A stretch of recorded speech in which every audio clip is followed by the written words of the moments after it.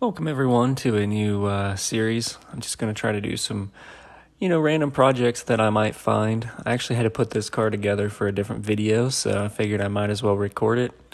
For those of you who aren't familiar, this is an ENC shop's car.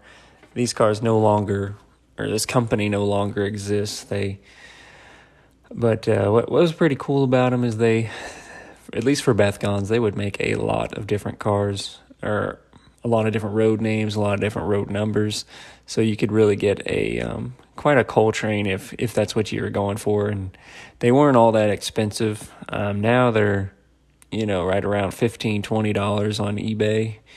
I found this car at a train show, and it was even less than that. So I guess that says more about the fact that people need to be going to train shows than how cheap these cars are. But you can see all the parts here. I'm just taking a knife and getting the parts off the sprues, and cleaning up the edges, and just getting it ready for assembly.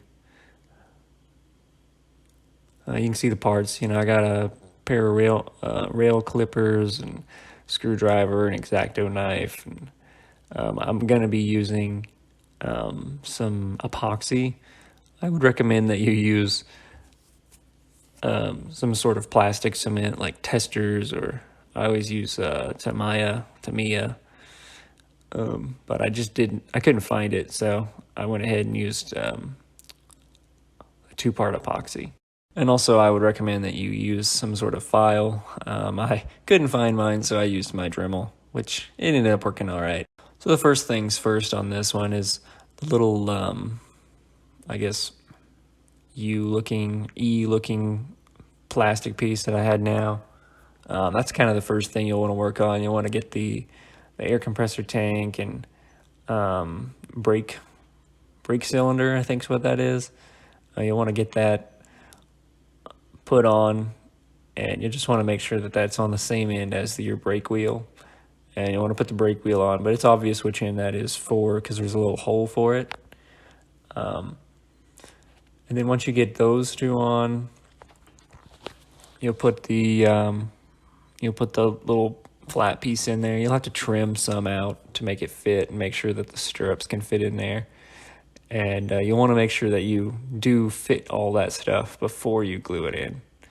And then once you have everything fit, you do the exact same thing to the other side and just put the other side in. And then from there, you can actually put the trucks on.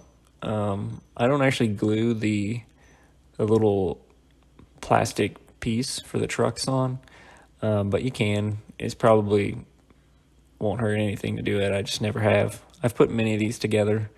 I've not put one together in a while before this, but I have put a few together. So then once you have all that done, you put the trucks and the couplers in at the same time because it's all kind of one piece. And then you'll want to get those little triangular braces, and those actually hold the weight down in the bottom of the car. And so you'll put those in, and then you'll have yourself a completed car. And as you can see here, here's kind of the end result. We're finishing up. But if you guys like this video, give it a like, and I'll see you next time.